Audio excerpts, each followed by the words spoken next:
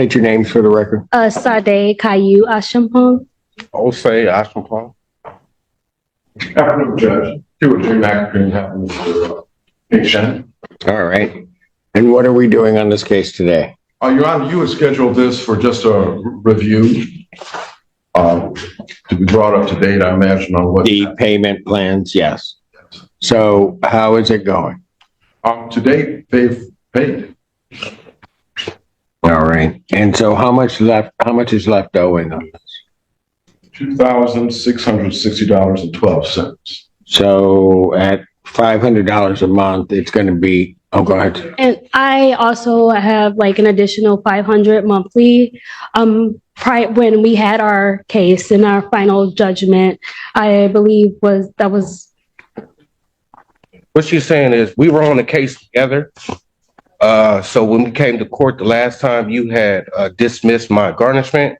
My wife's garnishment didn't go through, so hers continued. When we put the paperwork in, he made it as another case, so she's still being garnished. Well, it's $150, so I get paid. It's additional to the $500 that we had already agreed to.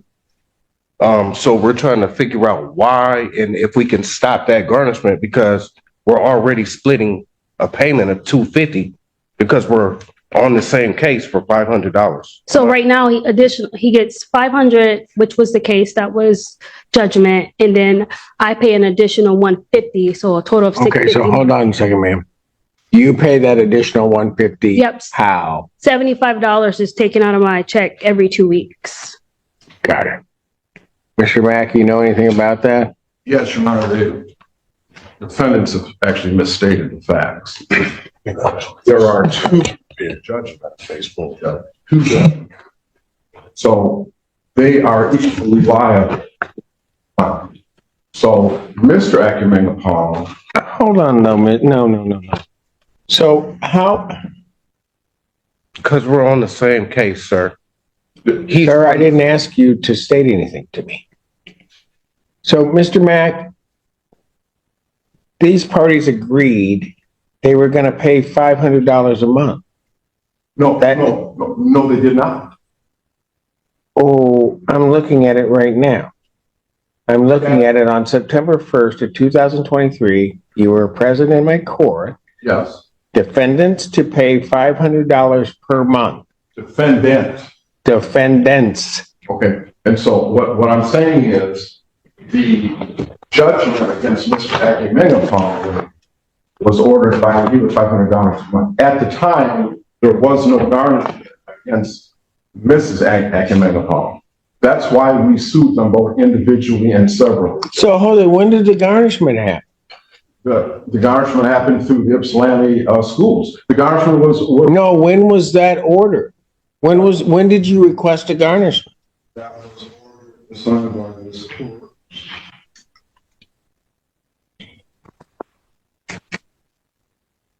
Where's Ann?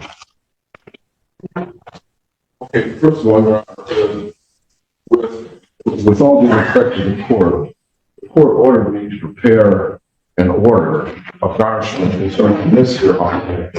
And the order clearly states, as of September 15, 2023, and no later than the 15th of the succeeding months, the defendant, Akumengapong, is to tender $500 per month of plaintiff.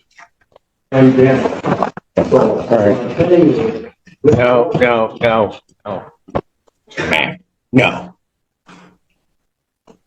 You can play those technicalities all you want with me, but here's the reality of it. The motion and affidavit for installment payment plans was filed in both of these defendants' names. Suspended garnishments, because I would have to do that when I order the payment plan.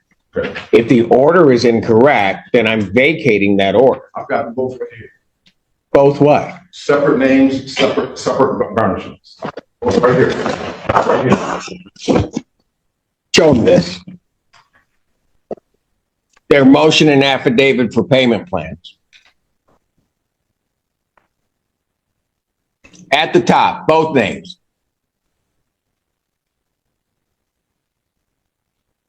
It is, in fact, once I ordered it, illegal for you to garnish either.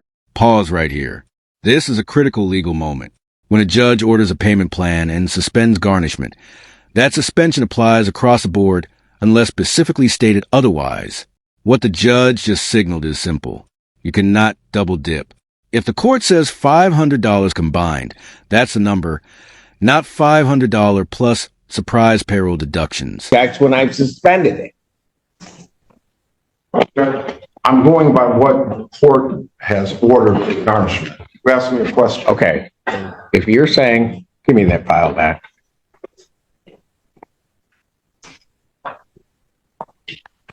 And Mr. Mack, we're going to make it right. Today. All garnishments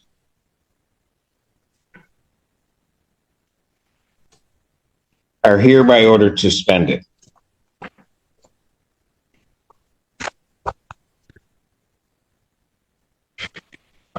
As to both defendants.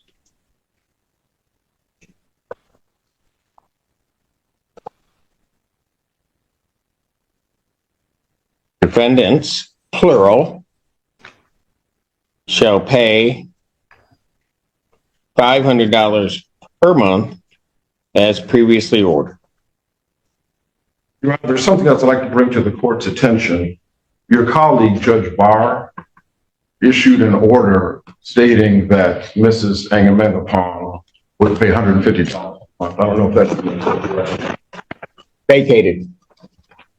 That's not what was ordered on this case. If you want to bring that up before Judge Barr and he wants to discuss it with me as to which order will hold, you can. But I will tell you in this case that these funds are coming from, it is $500 per month.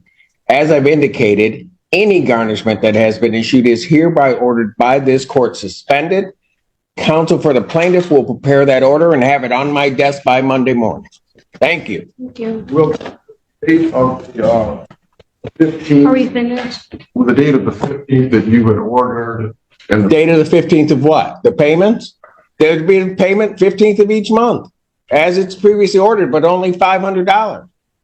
as to both of them combined. So, and I want to get this clear. And there's no. I think I'm very clear. Okay, well, These two will pay $500 per month, Mr. Mack. That's it. okay. There'll be no other garnishments of any personal wages or anything along those lines. Those are all suspended. You will prepare an order to that effect, my desk, Monday morning. All I'm talking about is the mailing of it because of the issue. Okay. So, these folks, they paid $14 to have some kind of expedited mailing, and they keep doing that. But I'm saying, as an officer of the court, and in fairness to them, Well, what? You now want to be fair to them? well, Seriously? Judge, He set up an agreement where we could drop something off. Well- He told us that we could not drop it off at his office and that he designated a specific place yes. and someone else to give it to. So- So therefore and it was only once where I did certified mail for on the 15th to be Yes. sent to him. Yes, and they can keep doing that. They can well keep doing that. It costs more money to do that. The reason that we said we could drop it off on the 15th Oh. because we don't get it until the 15th. Yeah. So we wanted to drop the money orders off as soon as we get them. But he's not allowing us to do that. Well, it isn't that, it's just like dropping it off. But. you Well, know, he Judge, instructed us. No, here's what we're going to do. Your $500 per month, you need to have it in cash. Defendants to pay monthly payments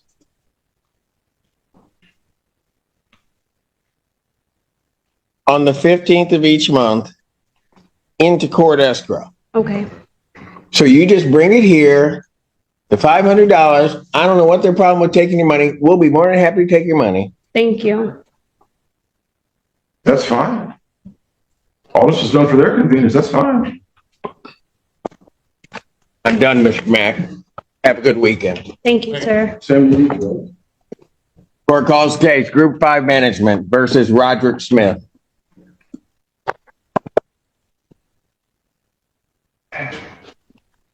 Hopefully you're in a better mood now. Yeah, I'm here. You know, yeah, okay. I am seeing Mr. Smith. I'm in a better mood. Jefferson, you state your name for the record. All right. Date and time set for sentencing. Ms. Blair. Yes, Your Honor. J.D. Nelson, the mother of the victim's child, is part of the record, and she would like to address. All right. Provide a victim. All right. Before we do that, counsel, your client has read the pre-sentence report. Yes. Are there any material deletions, corrections, or additions to that? There are no actual corrections, deletions, or additions there. Thank you. All right. Good afternoon. What's your name, please? My name is J.D. Nelson. All right. Go. I'm Jason's mom.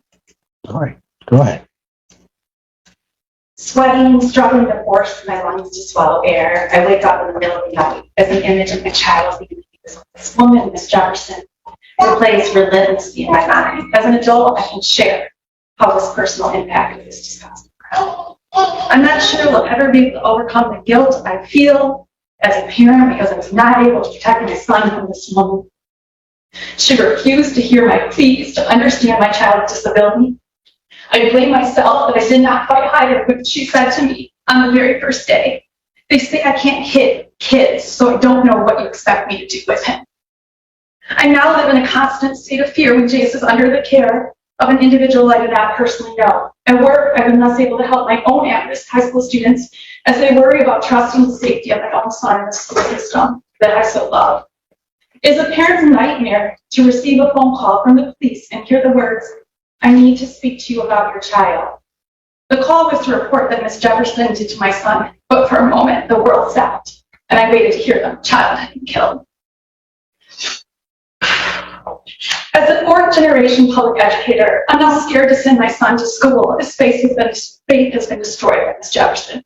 School is supposed to be a safe haven for children. Miss Jefferson took the sense of security from my family. Teaching high school in Romulus and Belleville for the last 23 years, there's a sign in my classroom that says, "This is a safe place," on my classroom door. I had students throw scissors across the room and scream in my face, yet I still kept them safe and knew that I must remain a professional, knowing that my students had special needs, just as my son has, even if theirs may come from things like living in a homeless shelter or witnessing violence. I devoted my life to provide for the safety of thousands of students in our public school system.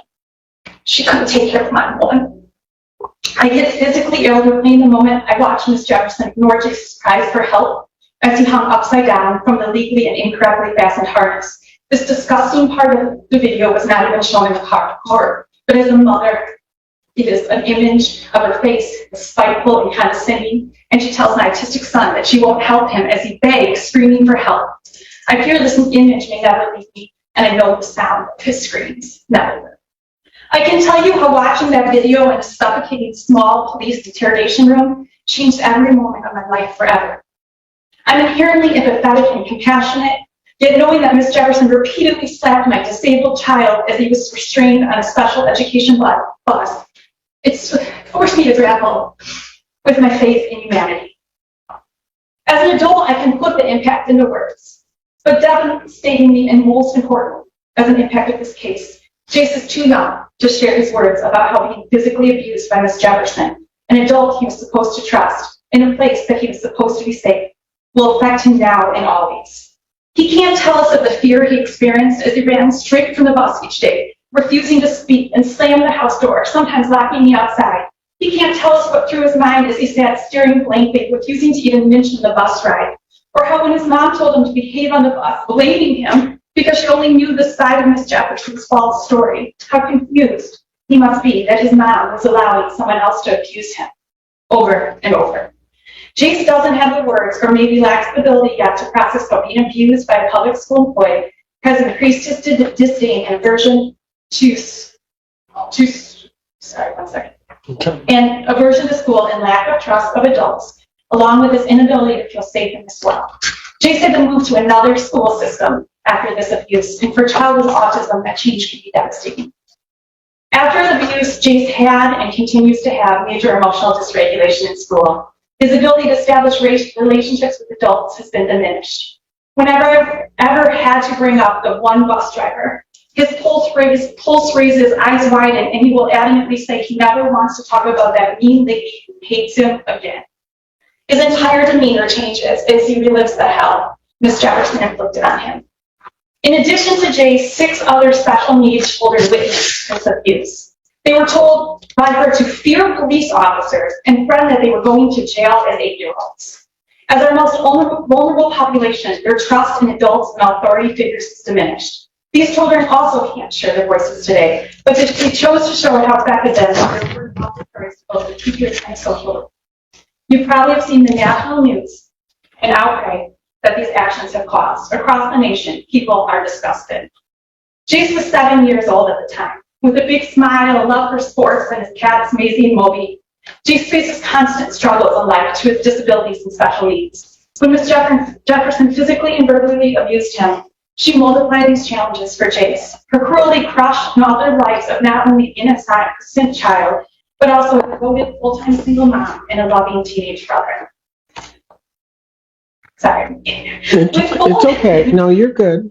Just take your time. You're fine, right? We've got all day if necessary. So you just go ahead.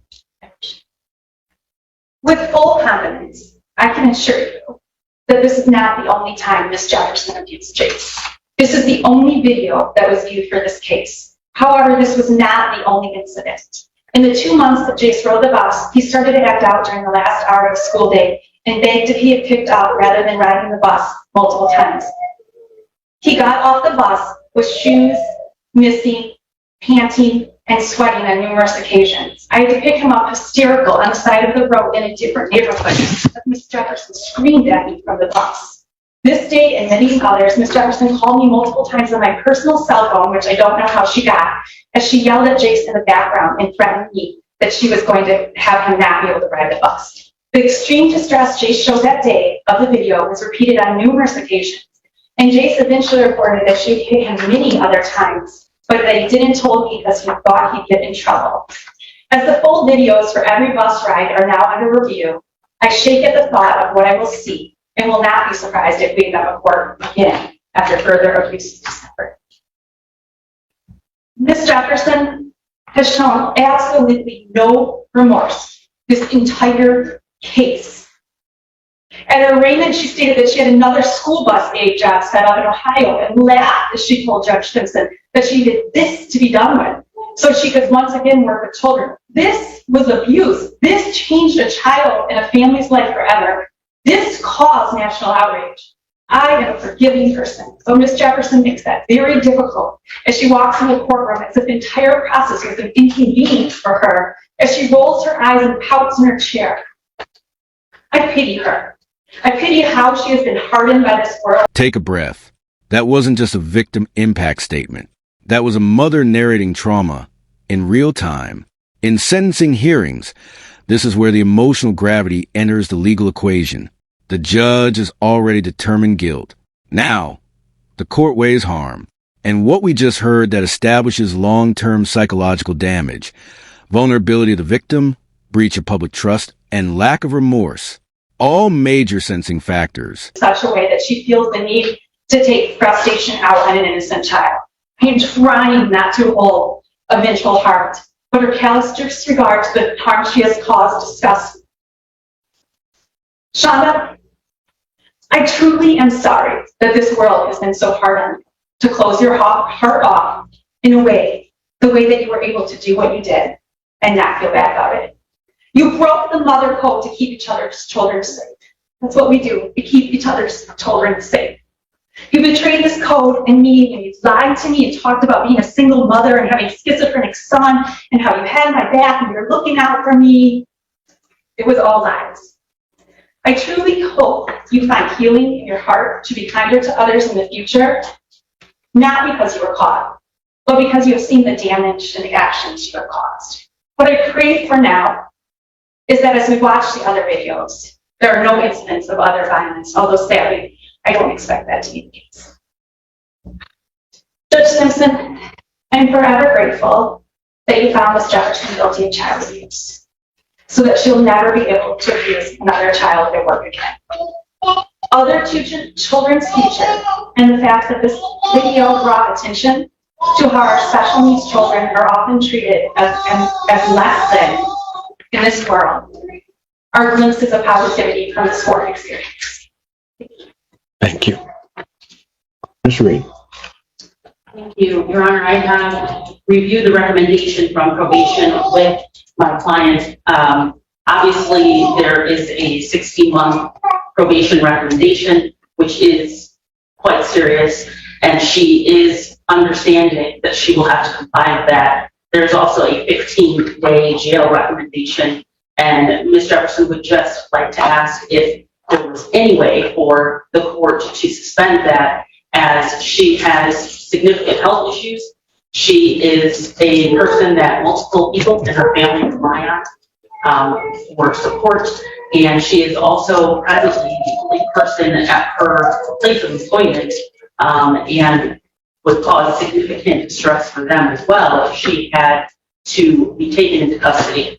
She would lose her job and lose the stability that she provides for multiple family members. As I said, there's also a recommendation for 16 months of probation, which is 5 years and is quite significant. If she does understand it and is willing to accept that portion of the recommendation, and she is just hopeful that if there is any way for her to avoid any time in custody, that the court would be willing to consider that.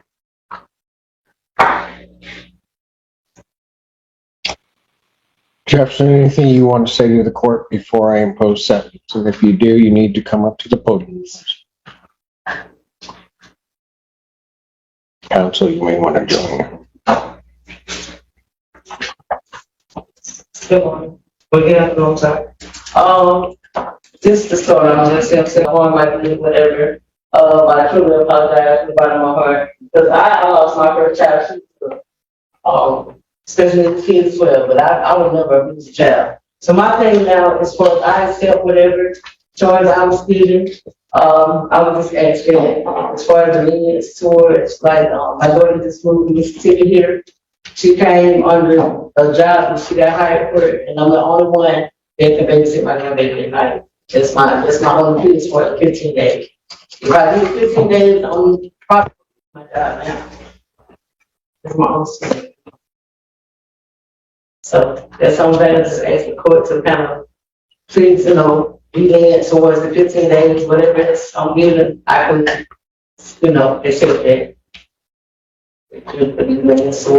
So it's like my daughter, she starts work, that she starts her orientation this week, and like I literally have nobody to eat my grandbaby at night. So that's my only thing as far as the 15 days. Anything else, I take full responsibility. So that's all. I don't have much to say on this, accepting the choice, whatever the decision is, I accept it. I'm truly sorry, I didn't mean for this to happen. I have a heart, I really do. So I don't want anybody to feel I have a cold heart, which I really don't. Ms. Valera, you rose. Yes, sir. I just wanted to bring it to the court's attention. Some of the statements that is being made, I did take that into consideration when I made the recommendation for sentencing. I mean, the actions in this case, especially on a child that is 17 years old, I believe that there is a need or deserves some sort of jail sentence. And so with her situation, I did take that into consideration with the recommendation that I provided. Thank you. Anything else? The court imposes sentence.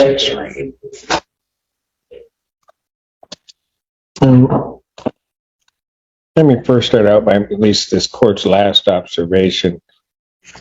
Ms. Jefferson, as I listen to you start out your elocution, you turned around to Jace's parents and you, I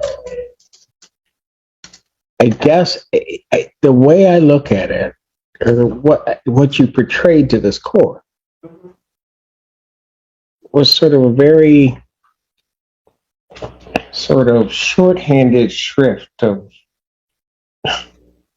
what Jason's mom just got up here and said. Yes, I understand. No, I don't think you do. I really don't think you do. Because after making what maybe in words was an apology, but certainly I don't think in one's heart was an apology. Every next, ma'am, if you want to continue to, no, I'm just going to tell you, if you want to continue to allocute, I'll let you do that. Okay? I will let you say whatever you want to say to this court before I impose sentence. I will not be interrupted once I begin my sentence. So if you have more to say, please do.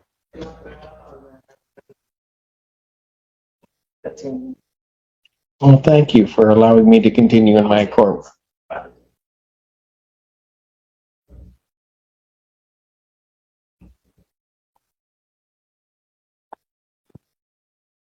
But after that, and I'll just call it what it is, because that so-called apology just now. Everything that then came out of your mouth was not about Jace. It wasn't about what happened that day. Everything that came out of your mouth was all about you.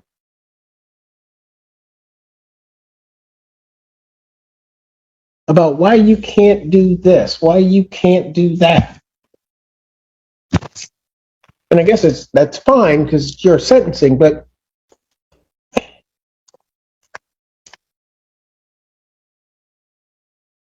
that video, what you did to that child,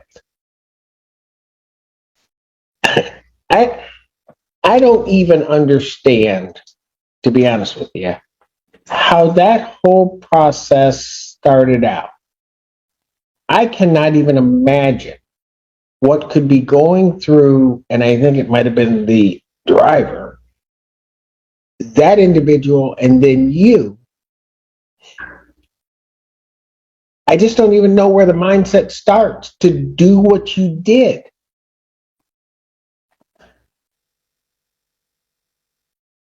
I don't think you understand. And to do it to a child that already has challenges. I mean, Ms. Jefferson, it might have been certainly bad enough and would have been horrible had it been on a 7-year-old that doesn't have disabilities, doesn't have those things in life that make sometimes life difficult, who could maybe verbalize to you what's going on. That would have been bad enough. But you have Jace. Some of those things he can't do. And you know that. I mean, that's part of the problem. You know he can't.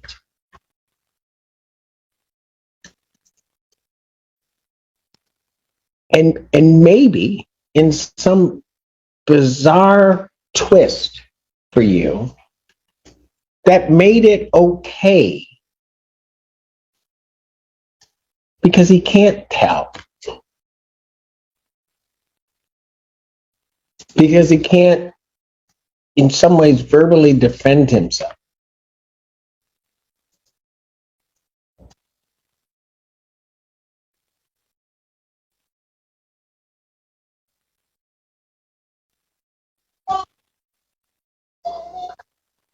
I don't, even if in the moment, and I don't think this is the case, but even if in the moment you sort of lost control, lost your head, because everybody, that happens.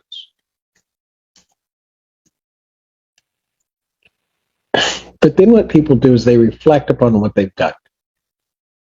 Maybe one advantage to you reflecting upon that is that there's a video of what you did.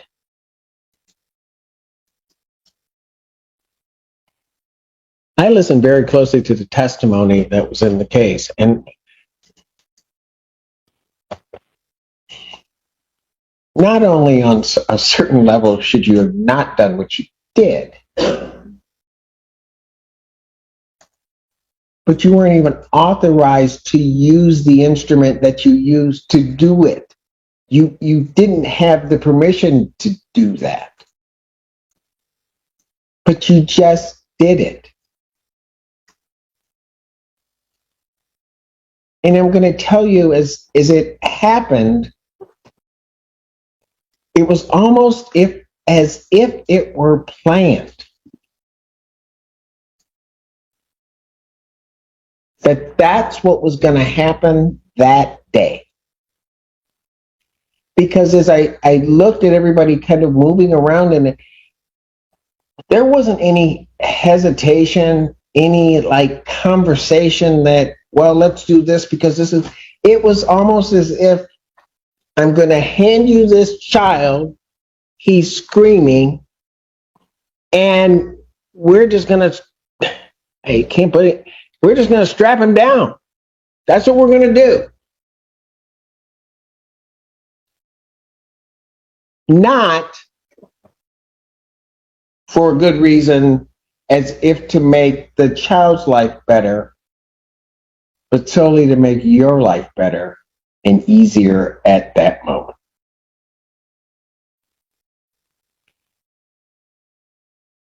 Jefferson,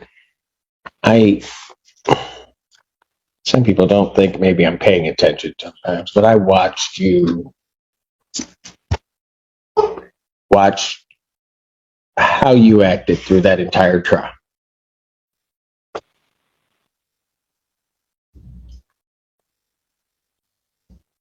I listened to you today.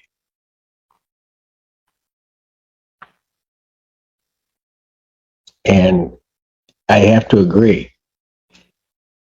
You have no remorse. You have no understanding of what you've done. None. Now, it may be one thing when people are sitting in a trial and certain evidence is coming out and they react a certain way. But typically, especially in cases like this, between the time that happens and I pronounce guilt and the time of sentencing and the ability to have conversations and, again, to reflect on what may have happened, they change, or at least have an appreciation for what happened, or at least an understanding for why people may feel different about what they did.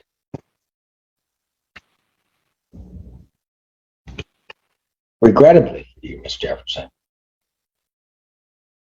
and maybe regrettably for us all, I expected to see that from you today.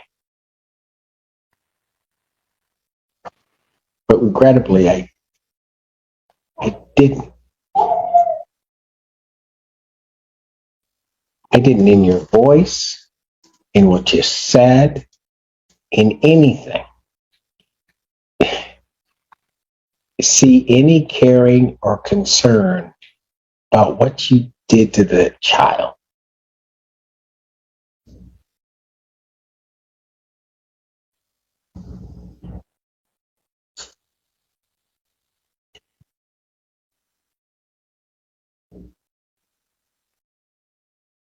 And I don't, some ways I don't understand that lack of feeling. She got up, and what she was saying to me, and I get it, I come from a long line of educators too. Primary job.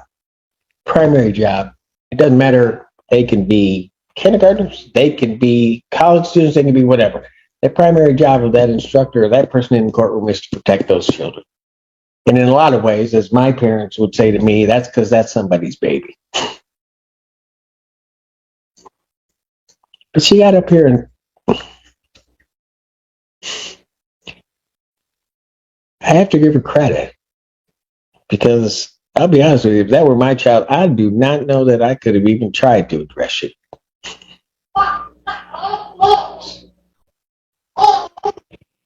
She got up here and spoke as a mother, not necessarily as a victim, or she spoke on behalf of her child. She spoke as a mother. And I don't know how a person hears that. And as I look at you even right now, it has no effect on you. It is as though you don't care.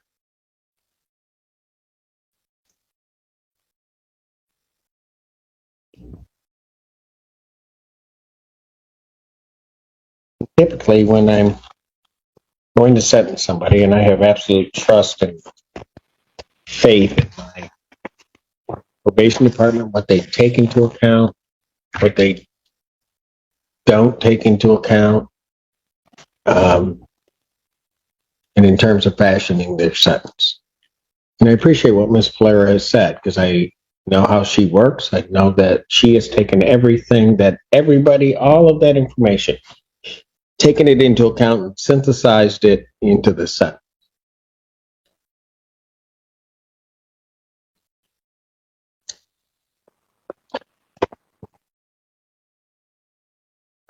It is a sentence of the court.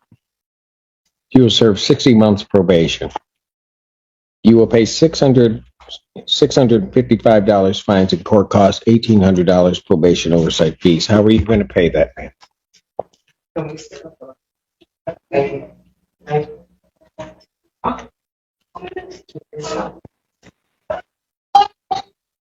It'll be a payment plan as arranged by probation.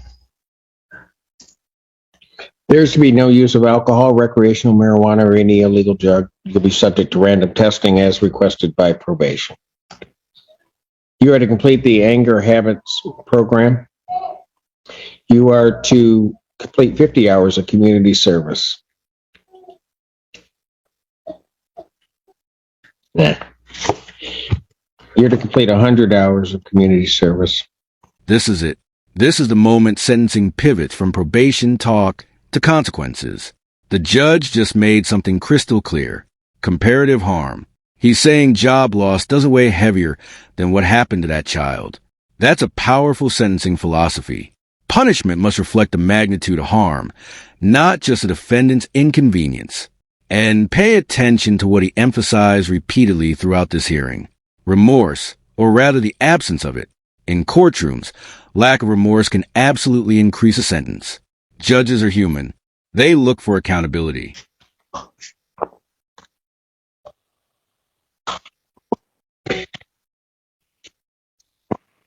There is to be no contact with Jay Swookie or Jamie Nelson, directly or indirectly. Do you understand that, ma'am? Yes, sir. There is to be no use of any type of corporal punishment toward any child. You understand that, ma'am? There is to be no assaultive, threatening, or intimidating behavior. You are not to possess any weapons, firearms, or ammunition, or anything fashioned to be a weapon. Do you understand that? Yes, sir. You are to report to probation as requested by probation, and that will include any home visits. You're to maintain employment with verification to probation. With regard to the jail sentence, ma'am,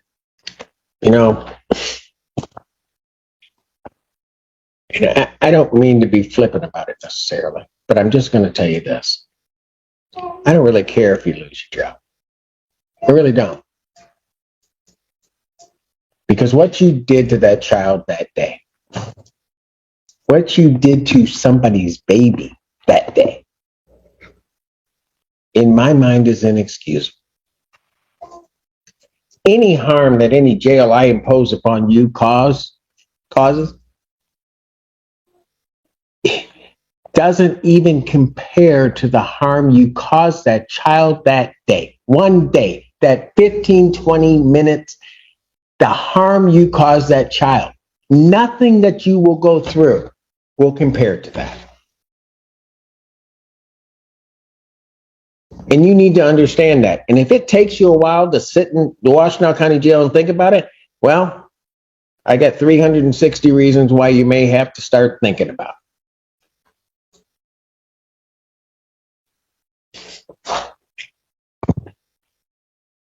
Court orders 365 days in the Washtenaw County Jail. I will give credit for 2 days served.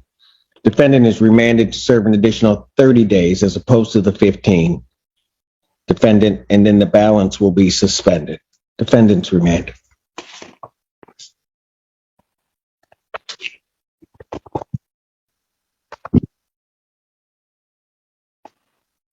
Anything further, Counsel? Thank you, Ms. Blair. That's it for us for today. Yes. I think it is. 14A,